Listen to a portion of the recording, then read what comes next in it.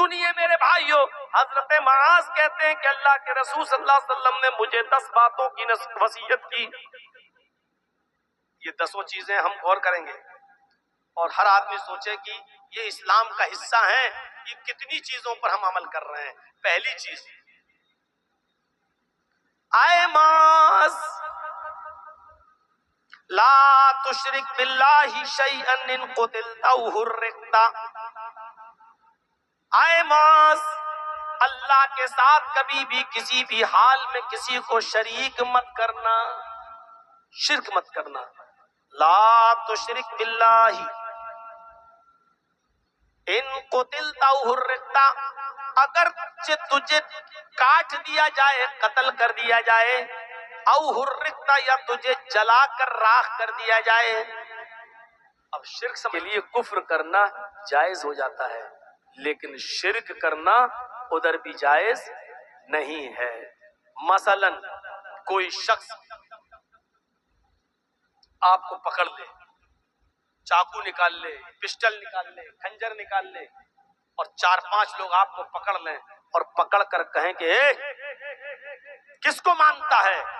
آپ کہو اللہ کو، اور وہ مارے تھپڑ، اللہ کا انکار کر، اللہ کا انکار کر، اللہ کا انکار کر. اور ایسی صورت میں آپ کی جان جانے والی ہو اور آپ جانتے ہو کہ جب تک اللہ کا انکار نہیں کریں گے یہ آدمی مجھے چھوڑیں گے نہیں، مار ڈالیں گے. ایسی صورت میں، ایسی شکل میں آپ اللہ کا انکار کر سکتے ہیں اور اپنی جان بچا سکتے ہیں. جائز. ہاں ٹھیک ہے، ہاں ٹھیک ہے، اللہ نہیں ہے، ہاں ٹھیک ہے، جان بچانے کے لیے. لیکن وہ بھی زبان سے کہہ سکتے ہو، دل میں آپ کو یہی رکھنا پڑے گا نہیں ہم بس جان بچ جائے، ہم تو اللہ کو مانتے ہی ہیں، اللہ پر تو ہمارا ایمان ہے ہی. صرف اپنی زبان سے ان کے سامنے یہ جملہ کہہ دو کہ ٹھیک ہے میں اللہ کا انکار کرتا ہوں، مجھے چھوڑ دو، آپ کی جان بچ گئی. گھر آئیے پھر سے کہیے کہ اللہ تو میرے دل کا حال جانتا ہے، میں نے ایسا برا لگے گا. اور جو لوگ اپنے ماں باپ سے ناراض ہیں ان کو تو حقیقت میں برا لگے گا. ہو سکتا ہے کہ جلسے سے اٹھ کے بھاگنے لگے کہ مولوی ہمارے خلاف بول رہا ہے. وَلَا تَعُقَّنَّ وَالِدَيْكَ، اپنے ماں باپ کی کبھی نافرمانی مت کرنا. وَإِنْ أَمَرَاكَ أَن تَخْرُجَ مِنْ أَهْلِكَ وَمَالِكَ، اگرچہ وہ دونوں یعنی ماں اور باپ تمہیں حکم دیں اس بات کا کہ تم میرے گھر سے، اہل و عیال سے نکل جاؤ، مال و دولت چھوڑو، یہی رکھ دو جو تم نے کمایا، بھاگو یہاں سے، بھاگو یہاں سے. ان تخرج من اہلک و مالک، اگر وہ تمہیں تمہارے مال سے بے دخل کر دیں اور تمہارے اہل و عیال یعنی بیوی بچوں سے بھی بے دخل کر دیں تو تمہیں اپنے بیوی بچوں کو چھوڑنا پڑے گا اور اپنا کمایا ہوا مال بھی چھوڑنا پڑے گا. اس لیے کہ تو بھی اور تیرا کمایا ہوا مال بھی تیرا نہیں ہے، ابھی تیرے باپ کا ہے. اگر باپ نے تجھے پیدا نہیں کیا ہوتا تو تو کہاں سے کماتا؟ تو اللہ کے نبی صلی اللہ علیہ وسلم نے فرمایا انکا ومالک لابیک، تو بھی اور تیرا مال بھی تیرے باپ کے لیے ہے. اگر وہ کہیں جا بیوی بچے چھوڑ بھاگ یہاں سے، میں تجھے نکال رہا ہوں اپنے گھر سے، تو بیوی بچوں کو چھوڑ کے بھاگ جاؤ، نکل جاؤ.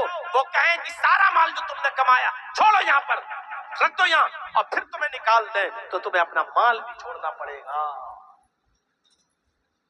اپنا مال کیا چھوڑو گے اپنے باپ کو؟ باپ کی تو وراثت میں تو پھل پھول رہے ہو، باپ کے مرنے کا انتظار کر رہے ہو کب مرے اور یہ حصہ ہمیں ملے. میرے بھائیوں وہ اپنا مال باپ کے لیے کیا چھوڑ کر بھاگے گا؟ یہاں ماں باپ کا مقام و مرتبہ بتایا جا رہا ہے کہ کتنا اونچا ہے، کہ کبھی بھی کسی بھی حال میں ان کی نافرمانی نہیں کرنا ہے. حضرت ابراہیم علیہ السلام اپنے بیٹے اسماعیل سے ملنے گئے بہت دنوں کے بعد. وہ ملک شام میں تھے، جب ان سے ملنے کے لیے گئے دروازے کو کھٹکھٹایا. اسماعیل علیہ السلام کی بیوی نے دروازہ کھولا.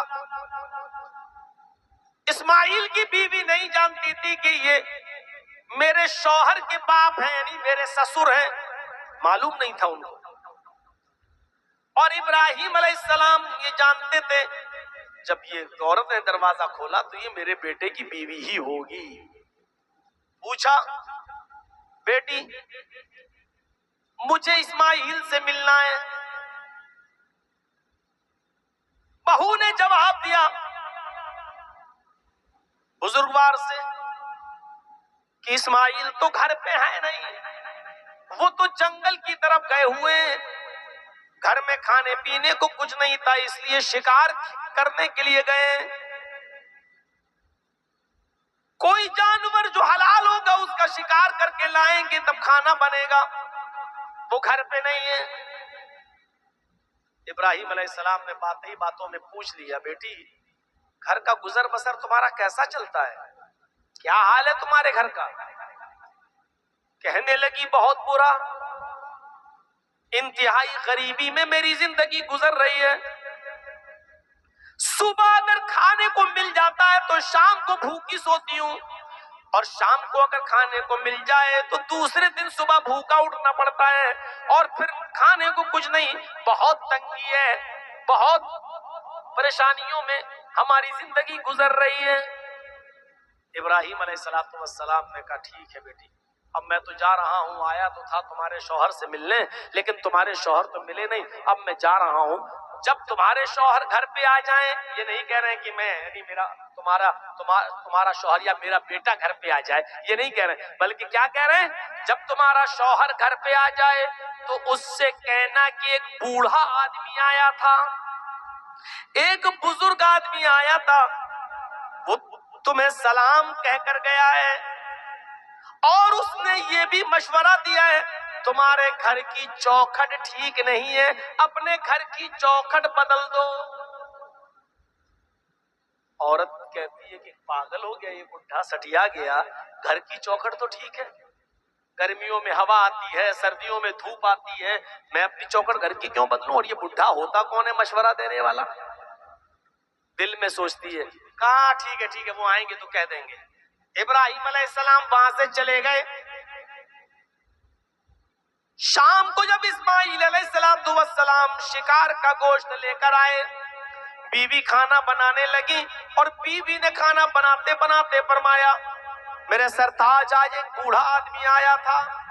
اچھا کچھ کہہ رہا تھا, اس نے آپ کو سلام کہا. سلام کا نام سنا اسماعیل سمجھ گئے, ایک دم صحیح سے بیٹھ گئے. اچھا بوڑھا آدمی آیا تھا مجھے سلام بولا ہے, کہ ہاں وہ آپ کو سلام بول کر گئے. وعلیکا وعلیہ السلام وعلیکی وعلیہ السلام, ان پر بھی سلامتی ہو تم پر بھی سلامتی ہو. اور کچھ کہا انہوں نے؟ کہا وہ بڈھا بڑا دماغ کا کھسکا ہوا لگ رہا تھا, سٹیایا ہوا لگ رہا تھا. کہا کیوں؟ کہا وہ کہہ رہا تھا کہ جب تمہارے شوہر گھر پہ آ جائیں تو ان سے کہنا کہ تمہارے گھر کی چوکھٹ ٹھیک نہیں ہے, اس کو بدل دو, چینج کر دو, گھر کی چوکھٹ ٹھیک نہیں ہے. اسماعیل علیہ السلام نے کہا میری بیوی اس نے تم سے کچھ پوچھا تھا؟ کہا اس نے پوچھا تھا گھر میں گزر بسر کیسی چل رہی, جو حقیقت تھی میں نے بتا دیا, میں نے کہہ دیا کہ اچھی نہیں چل رہی ہے. صبح کھا لو تو شام کو بھوکا سونا پڑتا ہے, اور شام کو کھا لو تو صبح بھوکا اٹھنا پڑتا ہے, پھر کچھ ملتا ہی نہیں. بڑی تنگی میں, بہت ہی پریشانی میں ہماری زندگی گزر رہی ہے. فرمایا میری بیوی وہ بزرگ بڈھا میرا باپ تھا, تم اس کی بہو, اس نے مجھے سلام کہا ہے, میں نے جواب دے دیا ہے. اس نے کہا گھر کی چوکھٹ بدل دو, تو اس چوکھٹ کو بدلنے کی بات نہیں کہی تھی. اس نے چوکھٹ کو بدلنے کا مطلب یہ تھا کہ تم اللہ کی نافرمان بندی ہو, ناشکری بندی ہو.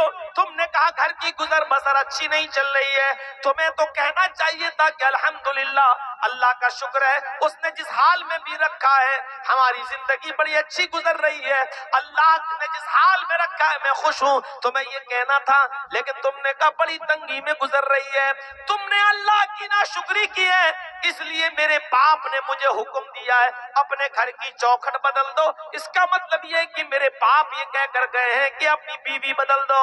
ایسی ناشکری اور نافرمان بیوی کو تم اپنی بیوی نہ رکھو, اس کو طلاق دے دو.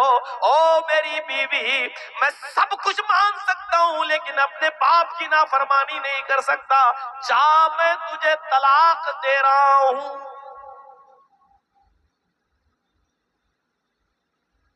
باپ کا حکم یہ تھا۔ گزر رہی ہوگی لڑکوں پر، ارے کیا بیٹھ گئے مولانا صاحب، سب باپ کا ہی حق ہے، اولاد کا کوئی حق ہی نہیں ہے۔ ابراہیم علیہ السلام نے حکم دیا اور بیٹے نے اس کو کر ڈالا۔ اسماعیل نے دوسری شادی کی، پھر کچھ عرصے کے بعد ابراہیم علیہ السلام دوبارہ آئے۔ اسماعیل علیہ السلام دوبارہ بھی نہیں تھے، شکار کھیلنے گئے ہوئے تھے۔ پھر دروازے کو دستک دی، دوسری والی جو بی بی نئی تھی انہوں نے دروازہ کھولا، السلام علیکم، وعلیکم السلام ہوا، کہا مجھے اسماعیل سے ملنا ہے۔ نہیں وہ تو نہیں ہے، جنگل میں گئے ہیں، شکار کھیلنے کے لیے گئے ہیں، گھر میں کھانے کے لیے گوشت کا انتظام کرنے کے لیے گئے ہیں۔ اچھا ٹھیک ہے، کوئی بات نہیں، یہ بتاؤ گھر کی گزر بسر کیسی چل رہی ہے؟ کہا الحمدللہ، اللہ کا شکر ہے، اللہ کا شکر ہے، اللہ نے جس حال میں بھی رکھا ہے اس کا بہت بہت شکر ہے۔ اللہ رب العالمین بھوکا اٹھاتا ضرور ہے لیکن بھوکا سلاتا نہیں ہے۔ اللہ کا شکر ہے کہ وہ ہم کو ہر حال میں اس کا شکریہ ادا کرتی ہوں۔ ٹھیک، یہ جانے لگے تو کہنے لگے کہ بیٹی جب اسماعیل گھر پہ آ جائیں تو کہنا کہ ایک بوڑھا آدمی آیا تھا، اس نے تمہیں سلام کہا ہے اور یہ بھی کہا ہے کہ گھر کی چوکھٹ بہت اچھی ہے، اس چوکھٹ کی حفاظت کرنا، اس چوکھٹ کو بچا کے رکھنا، اس چوکھٹ پہ کچھ کرنے کی ضرورت نہیں، بہت اچھی ہے گھر کی چوکھٹ تمہاری۔ جب اسماعیل علیہ السلام آئے تو بیوی نے پوری بات بتائی۔ اسماعیل علیہ السلام نے اللہ کا شکر ادا کیا اور کہا میری بیوی جانتی ہو وہ کون تھے؟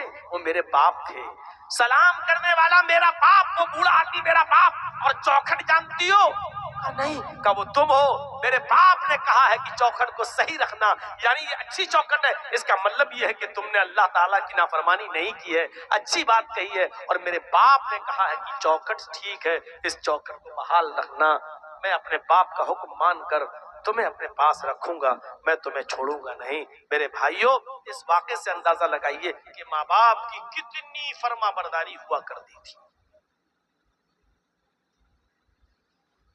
اللہ تعالیٰ نے والدین کے تعلق سے فرمایا وَقَضَىٰ رَبُّكَ أَلَّا تَعْبُدُوا إِلَّا إِيَّاهُ وَبِالْوَالِدَيْنِ إِحْسَانًا، تم ہر حال میں اللہ ہی کی عبادت کرنا، اللہ کے علاوہ کسی اور کی عبادت نہ کرنا۔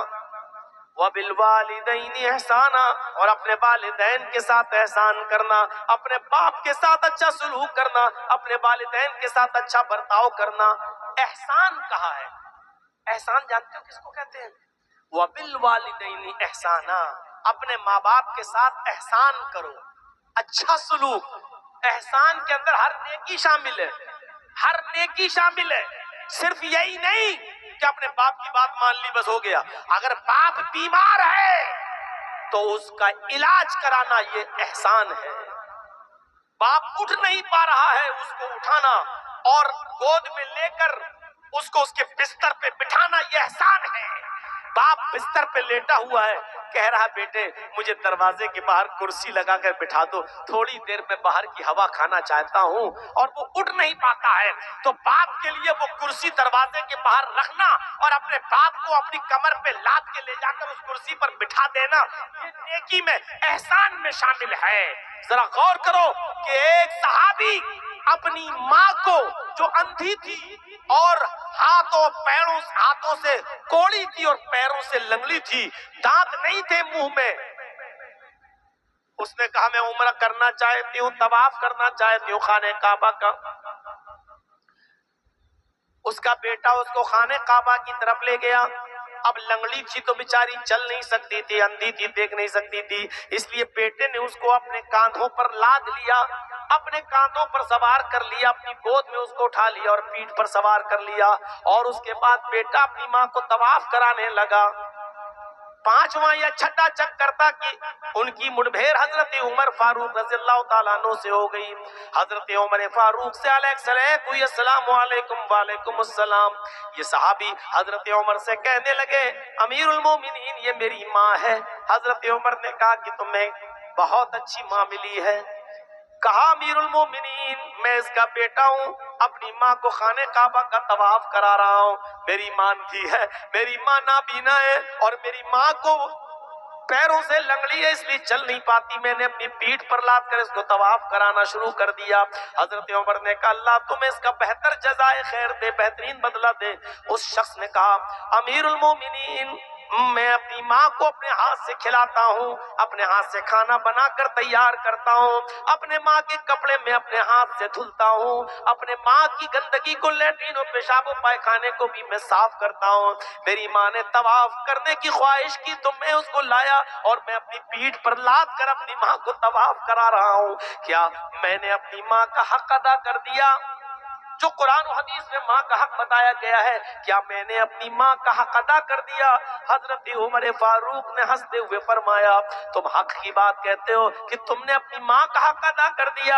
अरे सुनो, जब तुम्हारी माँ तुम्हें पैदा कर रही थी, जब तुम्हें जन रही थी, जब तुम उसके पेट से बाहर आ रहे थे, जब तुम्हारी माँ तुम्हें पैदा कर रही थी और दर्द की वजह से जब वो कराह रही थी, दर्द की वजह से जब वो रो रही थी और उसकी आवाज आह करके निकल रही थी, जब तुम अपने माँ के बदन से बाहर आ रहे थे और वो दर्द से कराह रही थी, चीख रही थी, वो चिल्ला रही थी, उसके मुंह से जो आह निकली थी, पहली आह, पहली चीख जो उसके मुंह से निकली, अभी तो तूने उस पहली आह का भी हक अदा नहीं किया। तू अपनी माँ की पूरी जिंदगी का हक अदा क्या करेगा? तूने तो अभी अपनी माँ की पहली आह का भी हक अदा नहीं किया। पेशाब पायखाना साफ करने वाला लड़का, अपने हाथ से खाना बनाकर माँ को खिलाने वाला लड़का, अपनी पीठ पर लाद कर खाने काबा का तवाफ कराने वाला बेटा, और इस हाल में हजरत उमर कह रहे हैं कि जब वो तुझे पैदा कर रही थी और दर्द की वजह से चीख रही थी, अभी तो तूने उसकी पहली आह का भी हक अदा नहीं किया। नौजवानों जरा सोचो, माँ और बाप का दर्जा कितना बड़ा है, उसका मकाम कितना बड़ा है। हम इस्लाम में पूरे के पूरे दाखिल हैं, क्या हम अपने माँ बाप की ऐसी खिदमत करते हैं? क्या हम माँ बाप की ऐसी खिदमत, ऐसी सेवा, ऐसी खिदमत कर रहे हैं? ऐसी ऐसी औलाद, तारीख के औराक पढ़िए तो ऐसी ऐसी औलाद गुजरेगी कि बाप भी जेल में और बेटा भी जेल में, बाप की उम्र 90 साल और बेटे की उम्र 50 साल, बाप भी जेल में और बेटा भी जेल में, लेकिन दोनों पक्के नमाजी। बेटे ने देखा कि मेरा बाप जेल के अंदर है और 90 साल की उम्र है और नमाज एक भी वक्त की नहीं छोड़ता है और मैं भी नहीं छोड़ता हूँ, और जेल में ठंडा पानी मिलता है, सर्दियों की सख्त रात है, सर्दियों की इस ठंडी रात में ठंडे पानी से वुजू बनाते वक्त मेरे बाप को बार बार एलर्जी हो जाती है, नज़ला होता है, जुकाम होने लगता है, उसको फीवर आ जाता है, तो क्या करना चाहिए? उसका 50 साल का बेटा रात में ईशा की नमाज के बाद अपने बाप को बिस्तर पर सुला देता था कि तुम सो जाओ, फजर में उठना है। बाप उसी जेल के अंदर सोने लगता और बेटा तांबे के लोटे में पानी भरता, बेटा तांबे के लोटे में पानी भरता और उस पानी को, उस लोटे को अपने पेट से लगा लेता और सुबह फजर की अजान तक, फजर की नमाज तक उस लोटे को अपने पेट से लगाए रखता कि पेट की गर्मी से पानी में कुछ गर्मी आ जाए, इस पेट की गर्मी से पानी में कुछ हरारत आ जाए। और जैसे ही फजर का वक्त होता बेटा फौरन अपने बाप को वो पानी देता, जो कदरे गर्म हो जाता, थोड़ा बहुत उसकी ठंडक मिट जाती और थोड़ी गर्मी आ जाती। कहता बापू जल्दी से वुजू बनाइए, पानी ठंडा हो जाएगा, और उसका बाप जल्दी से वुजू बनाता। मेरे प्यारे साथियों, ये वाकया कई चीजों की तरफ इशारा कर रहा है। पहला इशारा तो ये करता है कि 90 साल के बावजूद बाप फजर तक की नमाज कज़ा नहीं कर रहा है, जेल की सलाखों में होने के बावजूद बाप नमाज का आदी है और बेटा पूरी रात लोटे को अपने पेट से लगाकर पानी को गर्म कर रहा है कि पेट की गर्मी से पानी कुछ गर्म हो जाए। ये बाप की खिदमत का एक अनोखा वाकया है। मेरे भाइयों, जरा अंदाजा लगाओ कि ऐसी औलादें आज कहाँ मिलेंगी, ऐसी बच्चे आज कहाँ हैं जो अपने माँ बाप की ऐसी खिदमत करने वाले हों, जो अपने माँ बाप की ऐसी सेवा करने वाले